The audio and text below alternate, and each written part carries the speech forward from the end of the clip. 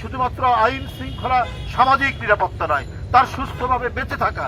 আজকে পৃথিবীর বিভিন্ন দেশে যে ভয়ঙ্কর উষ্ণায়ন তৈরি হয়েছে, এই যে গ্লোবাল ওয়ার্মিং, এই গ্লোবাল ওয়ার্মিং থেকে মানব জাতিকে রক্ষা করার জন্য আজকে পৃথিবীর দেশে দেশে আপনার গণতান্ত্রিক পরিবেশ দরকার। প্রথমে এই কারণে যে গণতন্ত্র থাকলে মানুষ স্বাধীনভাবে কথা বলতে পারবে এবং রাষ্ট্রীয় অন্যায়গুলোর বিরুদ্ধে সে সোচ্চার হতে পারবে।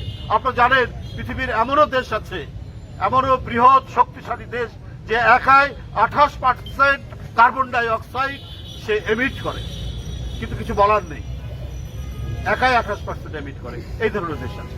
তো সুতরাং বিশ্বব্যাপী যদি আপনার গণতন্ত্রের বিজয় পতাকা যদি উড্ডীন হয়, তাহলে আমরা এই পৃথিবীকে বাঁচাতে পারবো, আমরা পৃথিবীকে একটা ধ্বংসের হাত থেকে আমরা ফিরিয়ে নিয়ে আসতে পারবো এবং সত্যিকার অর্থে একটি শান্তিময়, স্বস্তিময়, বাসযোগ্য একটি পৃথিবী আমরা গড়ে তুলতে পারবো।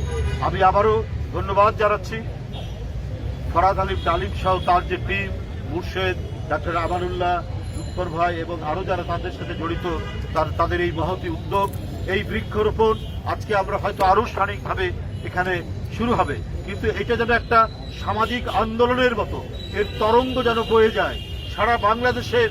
যেখানেই ফাঁকা জায়গা থাকবে, যেখানে যদি প্রাইভেট সম্পত্তি হয়, আমরা সেই প্রাইভেট সম্পত্তির মালিককে কনভিন্স করে আমরা সেখানে বৃক্ষরোপণের আমাদের ব্যবস্থা করতে হবে।